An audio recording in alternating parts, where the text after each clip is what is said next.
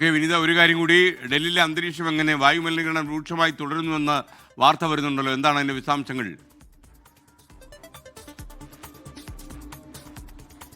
തീർച്ചയായും എസ്കേൻ, ഡൽഹിയിൽ വായു മലിനീകരണം അതിരൂക്ഷമായി തന്നെ തുടരുകയാണ്. ഇപ്പോൾ ഞാൻ നിൽക്കുന്ന NCR മേഖലകളിലേക്കടക്കം വായു ഗുണനിലവാര സൂചിക 400-ന് മുകളിലാണ് രേഖപ്പെടുത്തിയിരിക്കുന്നത്. ഡൽഹിയിൽ 39 കേന്ദ്രങ്ങളാണ് ഈ മോണിറ്ററിംഗ് സംവിധാനത്തിനായി ഏർപ്പെടുത്തിയിട്ടുള്ളത്. ഈ കേന്ദ്രങ്ങളിലാണ് വായു ഗുണനിലവാര സൂചിക സംബന്ധിച്ചുകൊണ്ടുള്ള നിരീക്ഷണങ്ങൾ നടക്കുന്നത്. ഇതിൽ ഈ 39 കേന്ദ്രങ്ങളിൽ നിലവിൽ 14 എണ്ണത്തിനും വായു ഗുണനിലവാര സൂചിക 400-ന് മുകളിലാണ് ഏർപ്പെടുത്തിയിരിക്കുന്നത്.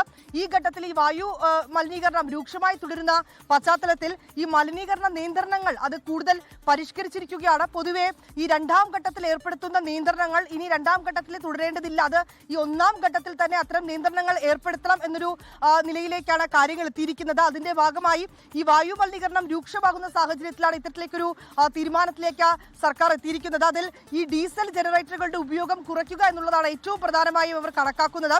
അതിനായി തടസ്സമില്ലാതെ വൈദ്യുതി വിതരണം ഉറപ്പാക്കണം എന്നൊരു നിർദ്ദേശം കൂടി നൽകിയിട്ടുണ്ട്.